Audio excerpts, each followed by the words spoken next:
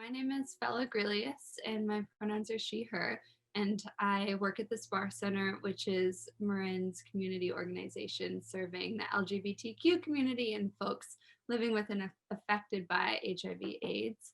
I'm the director of LGBTQ youth programs there and oversee the clinical internship program.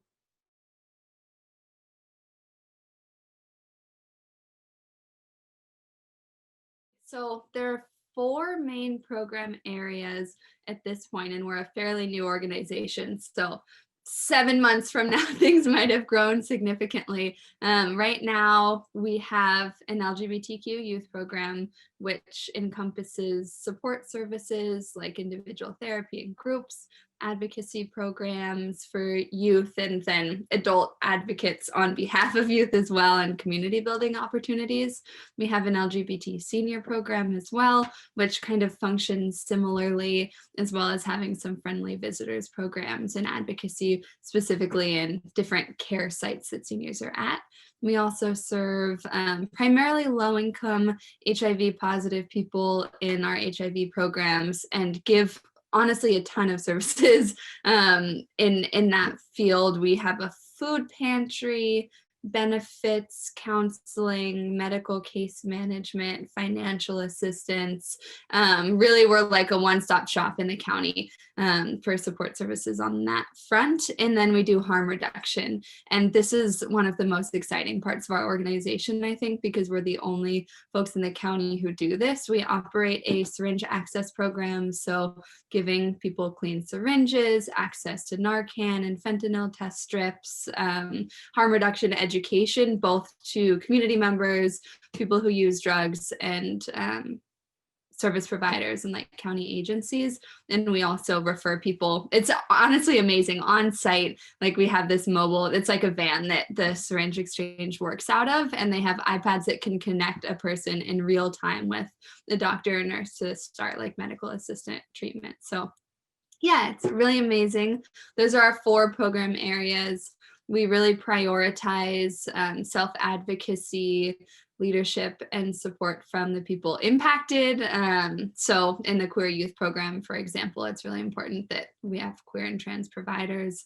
Yeah, and one other thing to name about Marin County is just that Marin is the most racially inequitable county in the state of California. So inherent to being an agency in Marin, anti-racist work is like fundamental to what we do. And so it's kind of something that we're always juggling, both just like how many white folks and how much privilege is in the county, as well as the importance of, targeted outreach and just being in solidarity with anti-racist advocacy generally, whether it overtly is like a queer and trans issue or an HIV issue or not.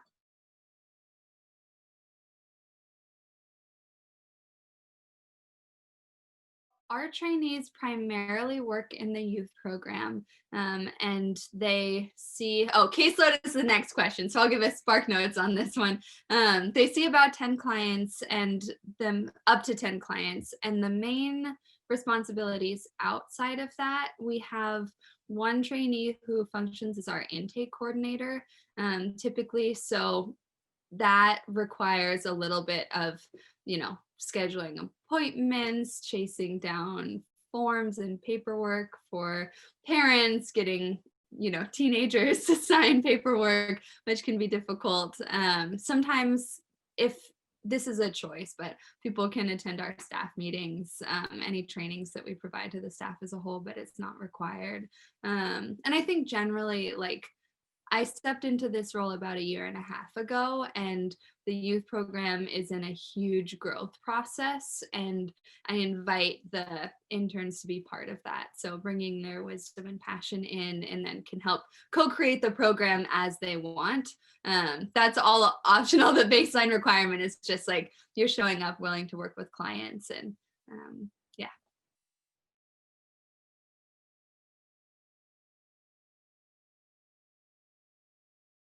As I said, we have one intern who is the intake coordinator, and generally they're the person that any new client comes through, who in the LGBTQ youth program, which is officially from ages 12 to 25, and we have some flexibility on either side of that. But when someone reaches out and want to do therapy, the intake coordinator schedules an appointment with them, and if there's a safe relationship with the parent, also has a conversation with the parent. And this is basically to get initial information about why they're coming to therapy, what their goals are, any history with suicide, self-harm, drug use, that will give us a picture of who in our therapy team would be the best fit. That therapist is then assigned to the client and they conduct the assessment. So the assessment happens once they're already matched with the client. And we use this assessment called CANS, which stands for Child and Adolescent Needs and Strengths. It's something we've just started integrating this fall, so it's a little bit new to me too, but at the beginning of the year, our providers are trained on using it, and it's a way to really holistically look at, what the young person's life is like, what environment they're living in, what strengths they're bringing in, and what needs they have. And from then, we really focus on following the self-determination and wants and needs of youth, but integrating the data that we get from CANS too.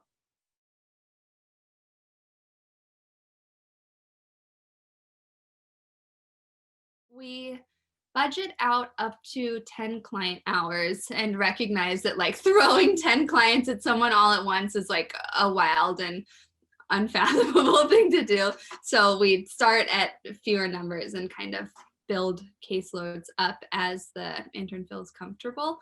The youth ages range from, like I said, about 12 to 25. And I would say over half the time it's someone coming in who's questioning their gender identity or is trans and needs support both around transitioning or relationships with school and family, or just like needs a safe, non-judgmental person who like really gets what it means to be trans to talk through things. Aside from that, we have youth who come in generally with a lot of stuff going on. Depression and anxiety is like very prevalent in the county, and the schools often have like high expectations of students. So those are things that come in often as well. We have groups that happen in collaboration with schools. During COVID, we're offering fewer just because schools have their hands full with like figuring out how to teach their kids. They don't always have time to work with providers, but post COVID, or at least once we're more integrated in living through COVID, interns usually facilitate at least one support group in a high school or middle school, or in the evening in a community. And in terms of like demographic breakdown, like I said, Marin is like a very white county, and I think LGBT centers often have like kind of a history of drawing in mostly white clients. That's been a historic problem at Spahr that we're working really hard to address.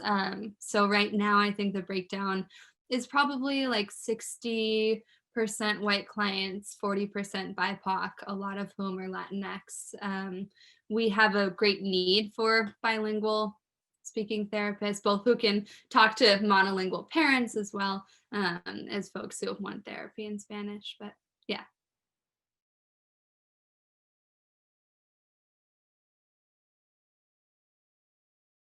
We are using the triadic supervision model, which means that two therapy interns work with a supervisor over the course of an hour, and it's two interns, but it still counts as 1 hour of supervision individual. That's worked really, I was honestly surprised at how well it works, just because it's nice to have like more people mirroring and more opportunities to learn. The interns schedule the supervision hours collectively between them and the supervisor. I'm not the clinician. Our supervisor is a woman named Carrie Grazer, who is an MFT, and she specializes in working with youth and LGBTQ youth in particular, and does primarily CBT, humanistic, mindfulness based therapy, but just has great therapy chops generally. So we'll be able to work with whatever interests folks have.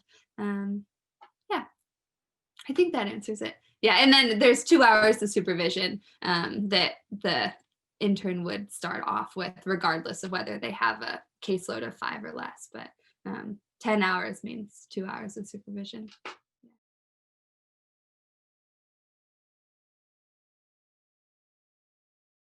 Every week, in addition to the clinical supervision, interns have an hour meeting with me. We have been alternating week to week, with this hour meeting being more of like a conversation between interns about how things are going, what's coming up with clients, problem solving, Zoom issues, talking through like best practices working with schools. And then on opposite weeks, I bring in an outside provider to facilitate a training that they have expertise in.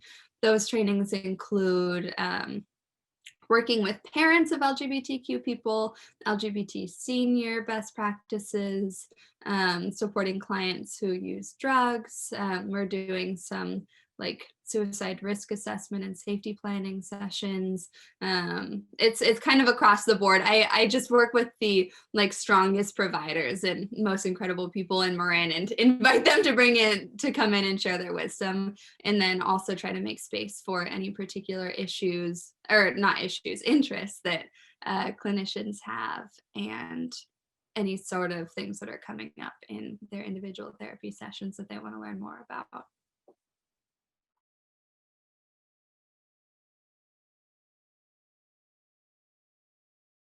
I think that the number one most important thing is being knowledgeable and comfortable with like trans identities and supporting trans people, having a good grasp on like using they them pronouns, what it means to be non-binary, some of the issues and struggles that trans folks face, and like especially just like that language and internal comfort with like what it means to be trans is just so important, because if a trans youth is working with a provider who doesn't have that initial understanding, like the walls just go up immediately. In addition to that, passion and excitement to support young people, knowing that you might have a 12-year-old client who like is a 12-year-old and has to be reminded to come to sessions and needs to have parent support sometimes as well. And then flexibility and willingness to work with a new, small, community-based organization. So things are changing often sometimes in our organization, and we're in a big building stage. So we don't have, the firm infrastructure in place that like the LA LGBT Center that has like 300 staff and like decades long clinical training program would have. But I think that we make up with that in being like so grounded in the community and responsive to our clients' needs.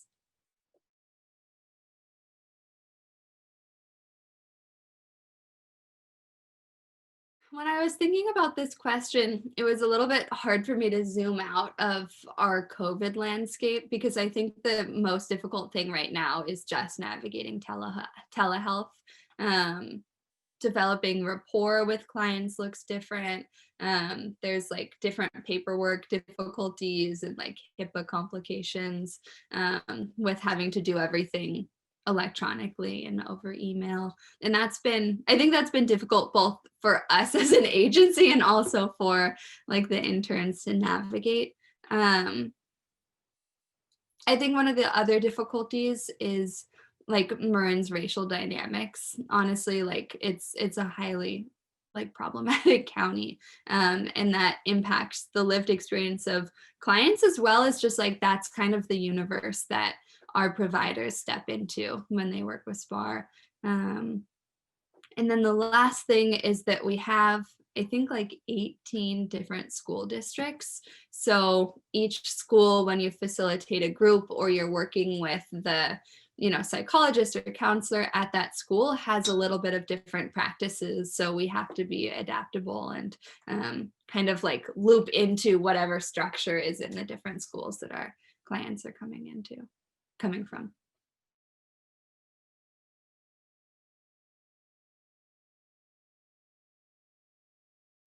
In the youth program, we're really grounded in like community mental health and how mental health concerns are like fundamentally intertwined with the fact that we're living in, an oppressive society.